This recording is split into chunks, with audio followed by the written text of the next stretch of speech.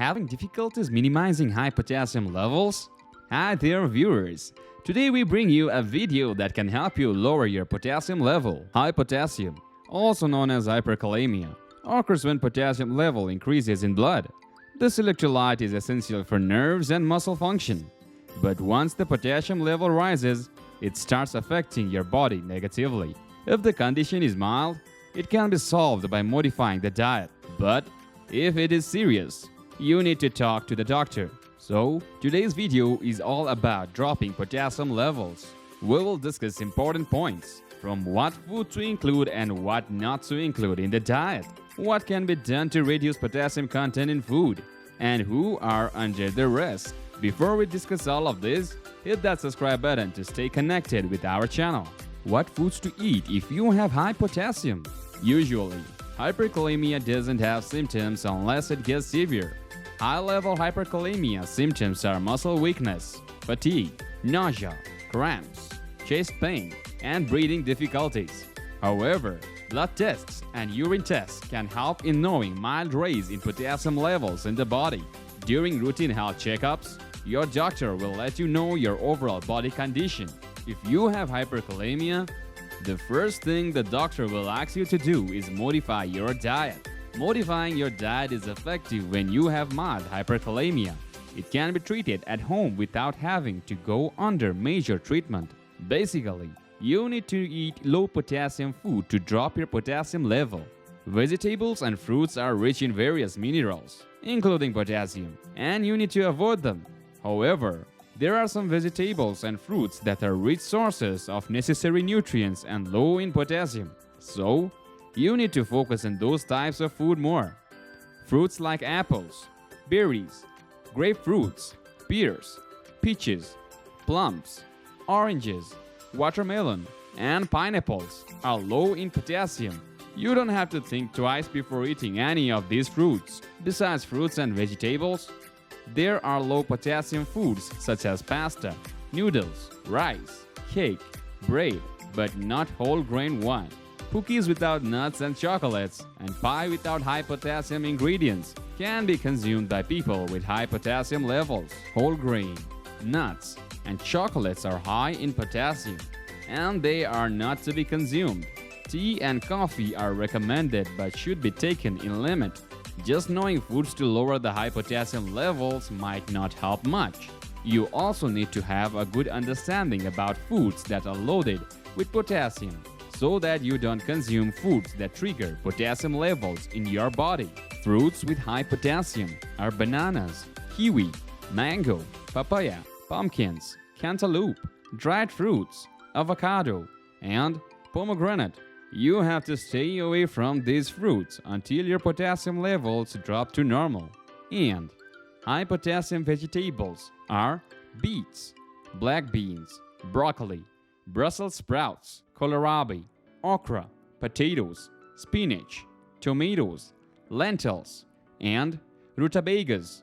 So, you have to avoid dishes made from any of these vegetables. However, there is a trick to lower potassium levels in the vegetable, and that trick is leaching.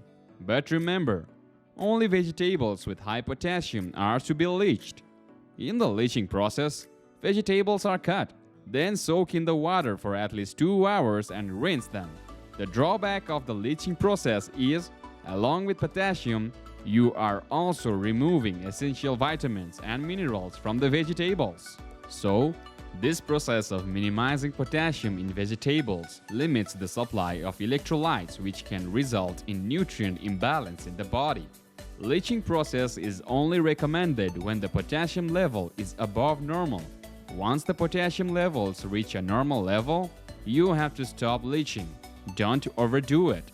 Along with fruits and vegetables, you need to avoid certain fruits like coconuts, French fries, cream soup, ice cream, molasses, peanut butter, potato chips, tofu, and yogurt. It's totally understandable. Avoiding high potassium food is overwhelming, but it's only till your potassium level is high. Your doctor will tell you when you can eat your favorite food. Are you thinking, what's the normal potassium level? If your potassium level is between 3.5 to 5.0, it is considered normal. And if the potassium level is above 6.0, it's life-threatening. In this case, avoiding and including certain foods might not help much.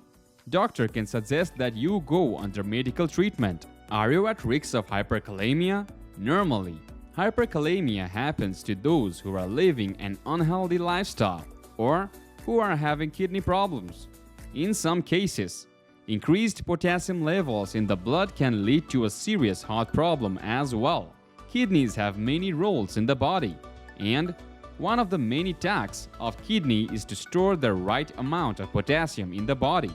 If the potassium level is too high, kidneys will remove excess potassium through urine, and when kidneys are not working, they will not be able to remove extra potassium. When this happens, potassium in the blood can build up to harmful levels. And if you are drinking excessive fruits or vegetable juice, it can raise potassium levels. Drinking juice of fruits or vegetables which are high in potassium can undoubtedly cause hyperkalemia. But drinking too much juice of fruits and vegetables low in potassium can also cause hyperkalemia. You're asking how? Let's clarify with an example. Apples are low in potassium, and obviously you can eat them. But when you make apple juice, you will need at least 3 medium-sized apples, which means 1 glass of apple juice has 3 times more potassium than normally 1 apple has. And this is how juice can trigger potassium level in the body. Even if you are drinking juice twice or once a week, it can trigger potassium levels. People who are taking drugs to prevent the kidney from losing potassium are also at the risk. There are drugs that can prevent the kidney from removing potassium and can cause potassium levels to rise. Some medicines should not be taken more than your doctor prescribes. Discuss all the medicine you take with your doctor and follow accordingly. Plus, high potassium can be the result of poorly controlled diabetes. People with high blood sugar levels can cause damage to the kidney, and eventually, the damaged kidney causes hyperkalemia. If you are a diabetes patient and don't want more health issues, then you surely want to control your blood sugar level. Also, a person with congestive heart failure is at risk of hyperkalemia too. So, just be aware. You don't further damage your health. Was this informative? Like and share our video. Stay connected. We have many videos to come.